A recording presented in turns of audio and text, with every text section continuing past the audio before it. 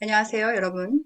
오늘 파트 9에서는 저번 파트 8에서 했던 어, 샤만에 대해서, 그것에 대해서 계속 부연 설명하도록 하겠습니다. 둘째, 만약 어떤 사람을 자랑하고 싶다면 그 자부심은 잘 아름다운 것이지만 그 자랑으로 자신이 커지려 한다면 잘못된 것이다. 예를 들면 공부 잘하는 자녀를 자랑스러워하는 부모는 자신 외의 사람을 자랑하는 것이므로 자부심으로 보이나 다른 자녀와 비교한다거나 신을 경배하는 이상이 되면 문제가 된다. 셋째, 신은 인간에게 자부심을 금지하지 않는다. 신은 자존심 때문에 기분 나빠하지 않는다. 마치 신이 자부심이 강한 것처럼 생각하지 말라. 인간의 겸손을 자신에게 바치라는 의미에서 명령하는 것이 아니다. 그 진짜 이유는 우리가 신을 알게 되고 그렇게 스스로를 우리에게 주기를 원하기 때문이다. 우리가 그렇게 신과 만나려면 겸손하지 않을 수 없다. 그러한 겸손은 우리의 피곤하고 경직된 자부심을 평화롭고도 무겁지 않게 만들 것이다. 신은 바로 이러한 평화를 우리에게 주기 위한 것이다. 신은 우리가 이 어리석고 흉한 허영의 거칠을 벗어나려고 짐을 덜기를 원한다. 겸손을 갖는다면 이 모든 가식의 나를 좀 봐달라는 치열한 다툼에서 자유로워질 수 있다. 이는 마치 사막에서 물을 찾는 것과 같은 것이다. 마지막으로 겸손한 사람은 비열하게 자신을 낮춘 사람이 아니다. 그는 명랑하고 똑똑하고 당신의 말을 잘 경청하는 사람일 것이다. 만약 그런 사람이 못마땅하게 느껴진다면 그 사람이 즐기는 심플 라이프를 하기 때문일 것이다. 그 사람은 겸손이라는 것을 생각하고 있지도 않다. 그는 그 자신 자체를 의식하고 있지 않을 확률이 높다. 누구든 겸손해지고 싶다 하거든 먼저 자신이 얼마나 그 자존심이 강한지부터 알아라고 하라. 그것이 가장 큰 장애물이다. 그 전엔 아무 진전이 있을 수 없다. 나는 자만심이 없다고 생각한다면 그것은 당신이 매우 자만심이 강하다는 증거다. 자선, 그리고 긍휼. 자선은 자기 자신을 용서하고 배려하는 자기 애를 다른 모든 이에게도 똑같이 적용하는 것을 말한다. 그러므로 흔히 말하는 없는 사람들에게 물질을 베푼다는 의미보다 훨씬 큰 뜻을 포괄하고 있다. 운율은 시에서 필요한 요소이지만 운율을 시라고 말할 수 없는 것과 같다. 자선은 감정이 아닌 의지의 영역이어서 이성적으로 설명이 안 되는 내적인 결단을 내포하고 있다. 즉 우리 자신이 사랑받을 만하지 못할지언정 그래도 자신을 사랑하는 그것이 긍휼이고 이 의지를 다른 이들에게 똑같이 베풀 줄 아는 것이 긍휼이고 자선이다.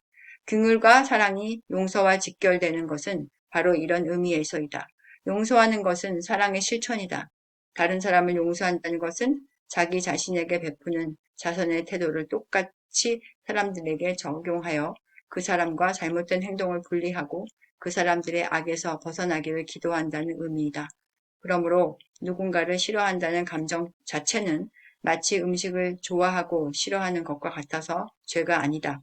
그 좋고 싫음에 따라 어떻게 행동하는가에 따라서 악도 선도 될 수 있다. 누군가를 좋아해서 그 사람이 지은 죄에 합당한 벌을 주지 않고 누군가를 싫어해서 작은 실수도 용서하지 않는 것은 죄가 된다. 그런데 누군가를 좋아하며 사랑하는 것도 쉬워진다. 그러므로 누군가를 좋아하도록 격려하는 것은 그 자체가 옳다기보다 그것이 사랑하는 마음을 갖도록 하기 때문이다. 그럼에도 불구하고 누군가를 사랑하는 일이 반드시 그 사람을 사랑한다고만 할 수 없는 경우가 있다. 바로 그 사랑이 불행을 초래할 때이다. 엄마는 아이를 버릇없게 키워서 나중에 사회에 나가 따돌림을 받는 불행한 사람을 만들 수 있다. 그런 예외적인 경우를 제외하고는 누군가를 사랑하는 일은 권장되어야 한다. 요지는 사랑한다는 것이 반드시 호감의 감정을 가지라는 것이 아님을 알아야 한다는 것이다. 한 가지 주목할 것은 차가운 성격의 사람이든 몸이 아파 성격이 좋지 않든 누구든지 어떤 사람을 사랑하는 것처럼 행동하면 그 사람을 정말 좋아하게 될 가능성이 높아진다는 것이다. 만약 싫어하는 사람을 공격하면 그 사람을 더욱 싫어하게 된다. 하지만 그 싫은 사람에게 착한 자선을 베풀면 그 사람을 적어도 덜 싫어하게 된다. 만약 기독교가 긍휼을 중요시하므로 그것을 보여주기 식으로 행하고 또 받은 사람으로부터 그 베푼만큼 되받기를 기대한다면 이는 헛된 것이다. 왜냐하면 사람들은 다른 사람의 속을 꿰뚫어 보는 눈이 있다. 반대로 우리가 다른 사람들의 성공을 마치 나의 일처럼 빌어줄 때 그 긍휼은 진짜다. 이런 행동을 함으로써 우리는 그들을 좀 더 사랑할 수 있고 적어도 싫었던 사람들을 훨씬 덜 싫어하게 된다. 이러한 기독교적 긍휼과 자선의 마음은 차가운 성격의 사람들에게도 사랑할 줄 아는 마음을 만든다. 기독교인과 비기독교인이 다른 것은 후자의 경우 그들이 좋아하는 사람들만을 잘 대접하지만 기독교인은 모든 사람을 친절하게 대하고 그럼으로써 자신이 점점 얼마나 더 싫어하던 사람들을 좋아하게 되는지 발견하게 된다는 점이다. 처음에는 절대로 좋아할 수 없을 것 같다 생각하던 사람들까지도 말이다. 독일인은 유대인을 미워해서 잔인하게 대했다. 시간이 갈수록 그들이 유대인을 더더욱 미워했다. 사람은 누군가에게 못된 짓을 할수록 더욱 미워하는 감정을 갖는다. 미워할수록 더욱 잔인해진다. 그런 악한 사이클이 계속 진행된다. 선이든 악이든 행위는 둘 다 진전되는 방향을 갖는다. 그래서 매일 내리는 결정이 중요한 것이다. 오늘의 작은 선행이 나를 더욱 승리에 가까운 쪽으로 끌고 가지만 탐욕이나 화를 내는 일을 계속하면 외나무 자리에서 적을 만나 도저히 피할 수 없는 순간이 오게 된다. 긍휼은 인간들 사이에서만 통용되는 것이 아니다. 인간과 신의 관계에서도 이 개념이 통용된다. 사람들이 신을 사랑해야 한다는 의무의 마음이 무겁다면, 신을 사랑하는 마음이 들지 않는다면, 그럼 어떻게 해야 할 것인가? 이런 마음이 들 때 사랑하려는 감정을 억지로 자아내려고 노력하지 말라. 대신 마치 신을 사랑하는 것처럼 행동으로써 먼저 행하라. 만약 내가 신을 사랑한다면 어떻게 했었을 것인가를 생각하라. 그리고 그것이 무엇인지 보이면 그것을 행하라.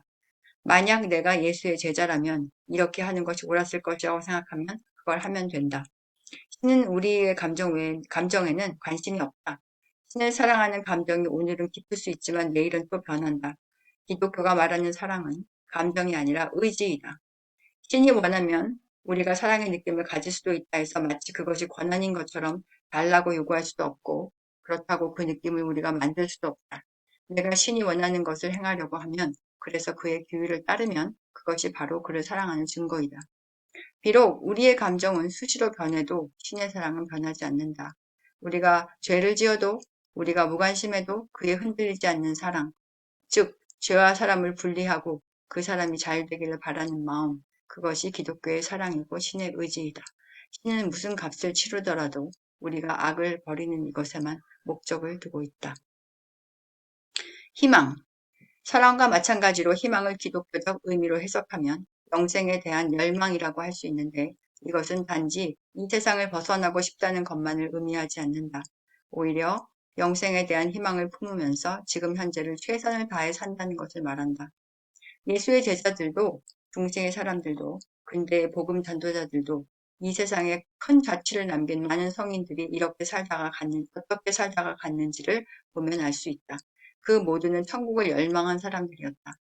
아이러니하게도 천국을 열망하지 않는 사람일수록 현 시간 역시 열정적으로 살지 못한다.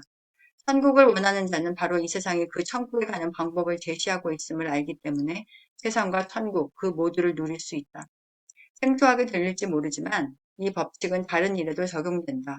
건강은 축복이지만 건강이 인생의 목표가 되면 사람은 그것을 집착해서 오히려 건강을 망친다. 건강은 오직 다른 것들을 함으로써 지속될 수 있다. 음식, 운동, 일, 재미를 찾는 레저, 자연 등을 가까이 함으로써 말이다. 마찬가지로 뭐든지 이루고자 하는 것, 그 자체가 목적이 되면 그 목적은 이루어지지 못한다. 우리는 목적을 달성하기 위해 다른 일들을 하는 것을 배워야 한다. 우리들이 간절히 열망하는 천국의 이미지는 사실 매우 모호하다. 그곳에 가면 모든 사람들을 다시 만날 수 있는 그런 사실을 제외하면 말이다. 천국이 모호하게 여겨지는 이유는 우리가 그곳을 구체적으로 배우지 않았기 때문이기도 하고 또한 이 열망하는 곳이 이 세상에 존재하지 않다는 것을 받아들이지 못하기 때문이다. 즉 천국을 영원한 행복을 주는 곳을 이 세상에서는 절대 찾지 못한다는 것을 분명히 깨달아야 한다. 어떤 행복감이든지 이 세상에서 얻는 것은 우리를 완벽하게 만족시킬 수 없다. 그런 의미에서 이 세상을 살면서 하지 말아야 할 행동 2가지, 그리고 해야 할 행동 1가지가 있다. 첫째, 더 나은 것을 찾아 헤매는 것. 이 세상의 많은 부자들이 이 타입이다. 그들의 권태가 전 생애를 여자와 아름다운 장소와 레저를 찾아 헤매게 한다. 항상 언젠가 어디엔가에 그들이 바라는 것이 있을 것이라는 것을 믿으면서 말이다.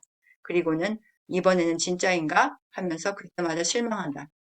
둘째, 이 세상의 모든 것이 가짜이고 소용없다고 포기하는 것이다. 이 세상에서 영원한 것을 믿거나 기대하는 것은 허상의 것을 찾는 것이나 다름없다.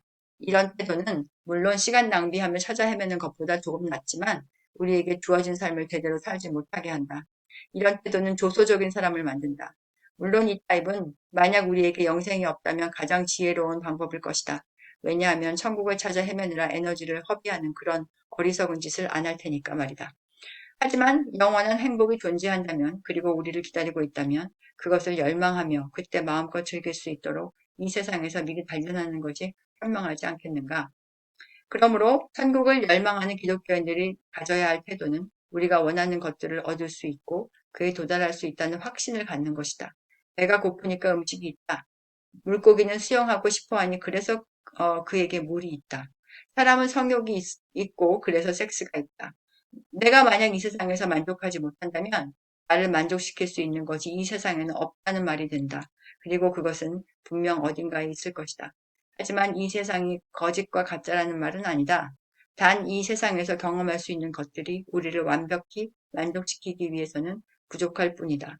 하지만 우리가 이 세상에서 갖는 기쁨들은 행복감이 무엇인지 알도록 그 경험을 일으키는 기능을 한다. 만약 이 말이 맞다면 세상이 주는 행복감을 절대로 무시하거나 감사하지 않으면 안 된다. 그러한 행복들을 복사품이나 메아리나 신기를 하고 치부해서는 안 될 것이다. 나는 천국에 가기 전까지 내가 몸담은 사회를 사랑해야 하고 다른 사람도 그렇게 하도록 장려해야 한다. 우리의 이러한 태도가 언젠가 진정으로 찾을 수 있는 행복감을 누리도록 미리 연습시킬 것이다. 사람들은 천국에서 하하프를 연주하는 그런 이미지를 상상하며 그렇게 시간을 보내고 싶지 않다고 한다. 하지만 그들은 비유가 무엇인지 모르고 하는 말이다.